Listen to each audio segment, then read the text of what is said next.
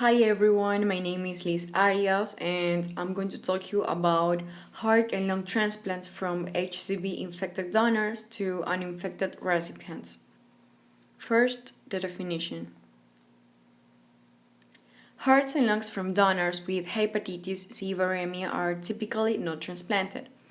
The advent of direct-acting antiviral agents to treat HCV infection has raised the possibility of substantially increasing the donor organ pool by enabling the transplantation of hearts and lungs from HCV infected donors into recipients who do not have HCV infection.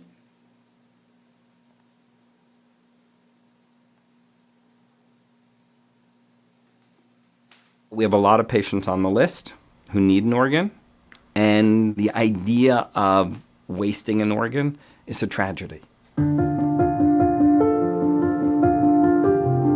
It's true for all organs that we have more recipients waiting than we have donors available. We need to be thinking outside the box about what's acceptable for organ transplantation. For decades, we as a transplant community have always shuddered from accepting organs from hepatitis C donors. The community did not want to expose our patients to the risks of those infections, in part because we didn't have treatments. 2015 was a very important year for hepatitis C because that's really when the treatment for hepatitis C was revolutionized. At the same time, what we were dealing with, unfortunately, was the increase in the IV drug use epidemic. We've seen more and more hepatitis C positive donors during the current opioid crisis. There were many organs out there that we were declining, and putting that together with the fact that we now have highly effective therapy is what led to the light bulb going off. Many centers began to adopt hepatitis C donors with the idea that if the disease developed, they would eliminate the disease. The problem is that the treatment is very expensive.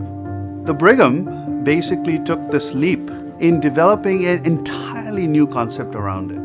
We've been working on this study for many years. We wanted to show that you could safely and effectively transplant hearts and lungs from donors who had active hepatitis C in a way that you could then block viral transmission in the recipient. Do a short course of treatment of just a month. Treat them right then and there at the time the organ is placed, within hours, and block the virus from ever setting up shop.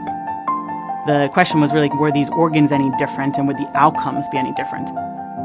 We started to actually enroll the first patient at the end of March of 2017. Officially, it's almost 7 months since your transplant. Yeah. And are you continuing to do as well as you've been doing throughout? Better. We hiked up a mountain the other day. Some hiking? If my lungs didn't pop then, they never will. That's excellent. And from the hepatitis C perspective, everything couldn't be that's better. what- yeah. The results of the study were exciting. We have now transplanted over 60 patients, to our knowledge, the largest prospective trial that has been done to date. As the first few patients cleared the virus, and it stayed cleared. That was very powerful. That virus essentially cleared within 2 weeks of initiating the therapy. In terms of their survival to 6 months, things look the same as our standard of care. The use of this course of treatment is 100% effective. This is a game changer finding. The impact of this study does more than just show, yes, this can be done. We were able to really design a trial that can be used at other centers to be able to impact more patients. If even half the centers in the United States were to adopt the Brigham protocol, we would in fact shorten the time to transplantation by nearly half. This is going to open up just a whole new world of access to organs. You feel, looking back on it, that you made the right choice? Oh, Lord, yes. Yeah. I'd do it again tomorrow. He's my superhero now. Hello, how are you? Good, nice to see you. It's something that people just have to give full consideration to. Knowing the limited availability of donor organs that are out there, anybody that doesn't is shortchanging themselves. Thank you for giving me back my life. Well, we thank the donor family, You right? guys. Yes, Oh, they've sent we're us a in touch lovely with them letter. too. Oh, really? Have you been Yeah. in touch? Yeah. Oh, that's incredible. I think the wonderful thing is that it impacts the donor families as well. Just because their loved one did die from a drug overdose, their organs, which are otherwise medically suitable, are just as good as someone else's organs. I hope this helps to decrease the stigma of hepatitis C. What we need to do in healthcare is understand that there is no treatment that doesn't have risk, but how does the risk weigh against the benefit?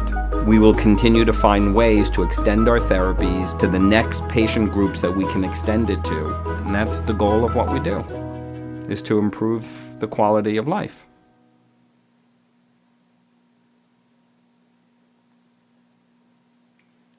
Applications in medicine. How does it work? Sofosbuvir is given in a doses of 400 milligrams per day, and velpatasvir is given in a doses of 100 milligrams per day. A pangenotypic direct-acting antiviral regimen was preemptively administered to the organ recipients for 4 weeks, beginning within a few hours after transplantation to block viral replication. The primary outcome was a composite of sustained virological response at 12 weeks after completion of antiviral therapy for HCV infection and graft survival at 6 months after transplantation.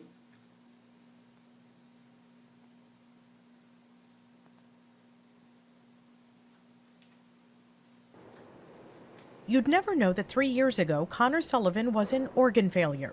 A virus attacked the Air Force veteran's heart, and he needed a heart transplant. Being on the transplant list, it's a constant worry in your mind of when you're going to get the call, if you're going to get the call. About 1,000 patients die every year waiting for heart or lung transplants because there aren't enough organs available. Then doctors at Brigham and Women's Hospital told Connor about research they were doing involving organs infected with the hepatitis C virus.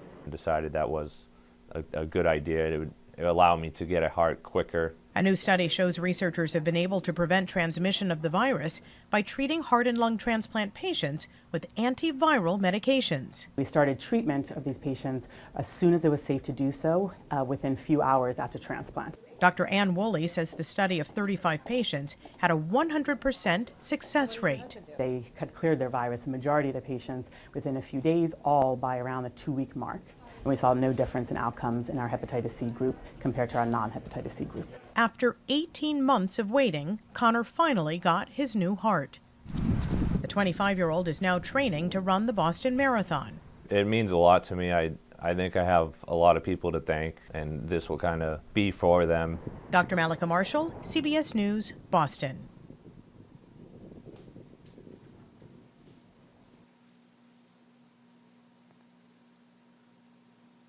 Pros and cons. Pros.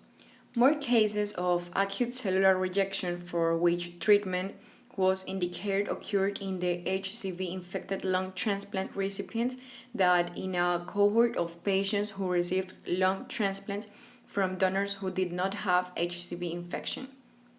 No treatment-related serious adverse events have been identified after the transplants. Cons. It occurred a limited HCV antigen delivery probably at the time of transplantation, and levels of HCV antibodies decreased over time and were no longer detectable in 1/3 of the patients in follow-up.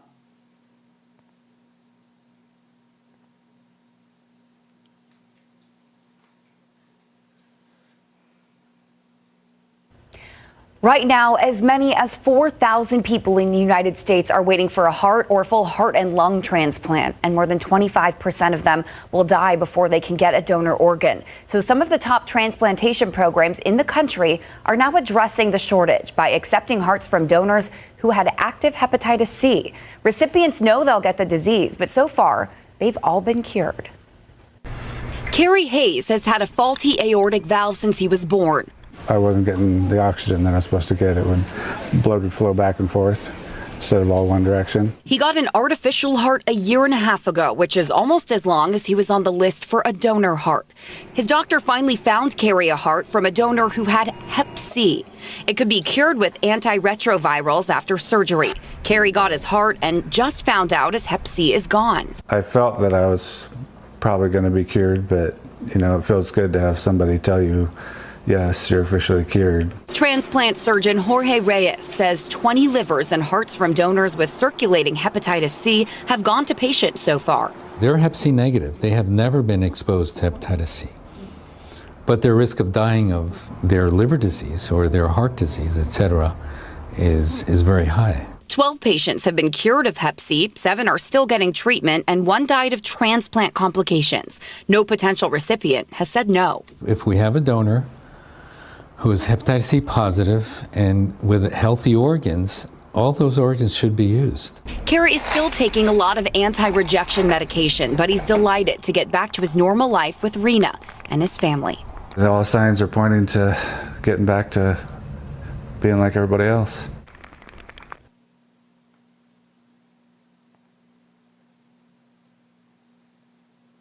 Issue applied in Ecuador. Sadly, there is no register that doctors in Ecuador have already done the surgery, so I'm gonna pass this part. And we're going to conclusions. In patients without HCV infection who received a heart or lung transplant from donors with hepatitis C viremia, treatment with an antiviral regimen for 4 weeks, initiated within a few hours after transplantation, prevented the establishment of HCV infection. Patients were eligible for the trial if they were adults who had active status on the waiting list for heart or lung transplantation and were eligible to receive an organ from an increased risk donor who had evidence of active HCV infection. There were better results and less probability of post-operative infections in patients who received HCV-infected organs than in those who received uninfected organs. Thanks.